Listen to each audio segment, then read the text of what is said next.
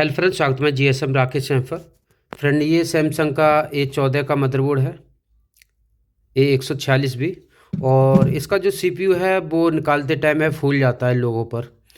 तो इसके लिए हम सेफ तरीका कैसे आजमाएं। 99% ये फ़ोन सीपीयू रिवॉल्व या यूएफएस रिवॉल्व करने से नहीं होता है। इसके मदरबोर्ड में प्रॉब्लम बनती है या फिर बनती है यूएफएस में। यूएफएस को प्रोग्रामिंग करना पड़ता है, उसके बाद ये फ़ोन ऑन होता है।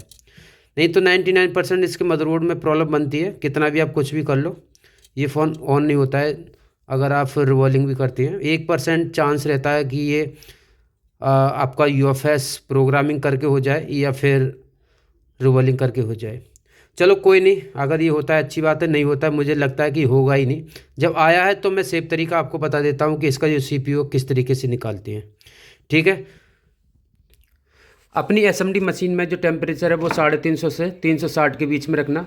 अभी मैं यहाँ पर जो टेम्परेचर रखा है वो बाबा टूल की में 380 रखा है।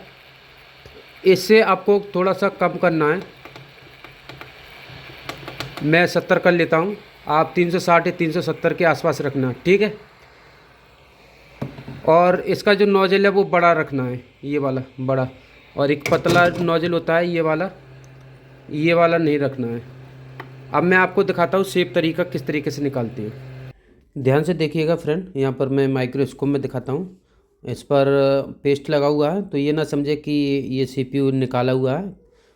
किसी टेक्नीशियन भाई ने इस पर हीट मार के देखा है।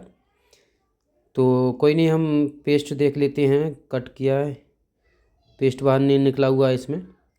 और जब निकलेगा तो आपको पता चल जाएगा। और जो वाइट पेस्ट होगा इसका, उसको भी हम क्लीन करके दिखाएंगे तो आपको पता चल जाएगा। अभी आपको लग रहा होगा कि इसमें जो पेस्ट है वो कटा हुआ है, निकला हुआ है, ऐसा कुछ महसूस हो रहा है। ठीक है, वो बात की बात है, मैं सीपीयू निकालने के बाद आपको दिखा दूंगा। अब मैं आपको बता रहा हूँ, यहाँ पर समझने वाली बात ये है कि यहाँ पर चारों तरफ हीट करना है, बीच में नहीं करना है। चारों कोनों पर इस तरीके से हीट करना है, कौन कौन पर, आपको बीच में हीट नहीं देना है। और एक जगह पर नोजल को बिल्कुल भी रोकना नहीं है, निकालते टाइम भी और हीट लगाते टाइम भी। जैसे कि यहाँ पर मैं रोक नहीं रहा हूँ। और बगल में लगे कंपोनेंट को हिला के देख लेना, या फिर ये शील्ड लगा हुआ है तो इसको मेल्ट देख लेना कि मेल्ट हुआ है या नहीं हुआ है। अगर मेल्ट हुआ है तो आपको सीपीयू को उठाना है, वरना नहीं उठाना है। यहाँ पर हमारा जो शोल्डर है वो मेल्ट हो गया है। अब यहाँ पर हम सावधानी से इसकी जो सीपीयू की परत है उसे हम उठाने की कोशिश कर रहे हैं। पहले ग्लू कट कर रहे हैं इस तरीके से, और देख रहे हैं कि उठने के लिए तैयार है या अभी ना है। क्योंकि टेम्परेचर हमने कम कर रखा है तो उस हिसाब से टाइम लगेगा इसमें। तो ये सीपीयू उठने के लिए तैयार होने लगा है। अब यहाँ पर देख सकते हैं थोड़ा सा उठा, मैं हीट मार रहा हूँ। और देखो, उठाते टाइम भी मैं नोजल को बिल्कुल भी नहीं रोक रहा हूँ, तो आपको भी नहीं रोकना है। अब आपको एक कोने से और सीपीयू को ऊपर को उठा देना है। ये देखो उठ गया कितनी आसानी से। अब मैं यहाँ पर दिखाता हूँ कि ये पेस्टेड आईसी है या नहीं है, पहले से निकल चुका है या नहीं निकला है। तो ध्यान से देखिएगा, सीपीयू कोई भी फूला नहीं है, कुछ भी दिक्कत नहीं आया है। और यहाँ पर ये देखो, ये यहाँ पर हमारा वाइट पेस्ट है, ये देखो। मैं आयरन से भी दिखाऊंगा। और यहाँ पर ध्यान से देखो, मदरबोर्ड में भी कोई एनसी बॉल तलक नहीं उखड़ी है। अब मैं यहाँ पर क्लीन करके दिखा देता हूँ, एक बार ट्वीजर से दिखाता हूँ, उसके बाद मैं आयरन से दिखाऊंगा। अगर आपको अच्छे से दिखाई दे तो यहाँ पर ये देखो, ये वाइट पेस्ट है, ये देखो ये वाइट पेस्ट इस पर लगा हुआ है, यानी कि ये पेस्टेड है। पहली बार ही सीपीयू निकला है, ये देखो है नहीं है पेस्ट। हम आयरन से भी इसको क्लीन कर लेते हैं यहाँ पर। तो इसमें जो पेस्ट है वो और पास दिखाई दे रहा है, बीच में दिखाई नहीं दे रहा है। ये देखो पेस्ट है, यानी कि हमारा जो सीपीयू था वो पेस्टेड था। और हमने बिल्कुल सेफ तरीके से सीपीयू को निकाला है, ये देखो है नहीं है। चलो इसे हम अलग रखते हैं। अब मैं यहाँ पर दिखा रहा हूँ कि हमारे मदरबोर्ड की एनसी बॉल तलक भी नहीं निकली। हमने टेम्परेचर कम रखा बट बॉल एनसी तलक भी नहीं निकली। इसका रीज़न क्या हो सकता है भाई? इसका रीज़न ये है कि हमने सही टाइम पर सीपीयू को उठाया।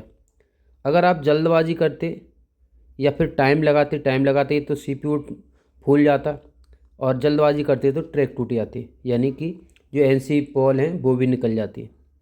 यहाँ पर डिसोल्ड वायर से मैं क्लीन करके दिखाता हूँ, उसके बाद आपको पता चल जाएगा। तो एक सही तरीका आप यूज करो और सही टाइम यूज करो आईसी उठाने के लिए। तो वो फ़ोन सैमसंग का हो या फिर एमआई का हो या फिर वीवो का हो या फिर वीवो का हार्ड ब्लैक पेस्ट हो, अगर आप इस चीज़ को समझ गए सही टाइम सही तरीका, तो आप कस्टमर से रिस्क लेकर भी काम कर सकते हैं। तो ये सीपीयू है बहुत ज़्यादा कमज़ोर है और ये बीच में से चटक जाता है, फूल जाता है। फर्स्ट टाइम मेरे से भी फूल गया था, ऐसे नहीं है कि मेरे से नुकसान नहीं होता है, मेरे से भी फूला था। बट मेरे लिए बाद में तरीका पता चल गया कि ये किस टेम्परेचर पे निकलेगा और किस टाइम निकलेगा। तो अब तक मैंने कई सीपीयू को निकाल के लगा दिया है, फ़ोन तो सक्सेस नहीं हो पाता है। ये फ़ोन ही इतना ख़राब है कि इसका जो यूएफएस का प्रॉब्लम बनता है, रीडिंग है वो स्टक मिलती है डीसी मशीन में, तो ये रिपेयर नहीं हो पाता है ये फ़ोन। इसकी प्रोग्रामिंग करनी पड़ती है, हार्डवेयर से नहीं होता है। बाकी ये सीपीयू परफेक्ट निकल जाता है, ऐसी कोई दिक्कत नहीं है। तो यहाँ पर देख सकते हैं कोई भी बॉल कोई भी कुछ भी कहीं पर नहीं हुआ है, पर कुछ शेप निकला है। शेप निकला है नहीं निकला है। तो ये तरीका है, आप इस तरीके से काम करना, कोई भी दिक्कत नहीं आएगी। तो इस वीडियो को लाइक कर देना, चैनल पे न्यू तो चैनल को सब्सक्राइब कर लेना।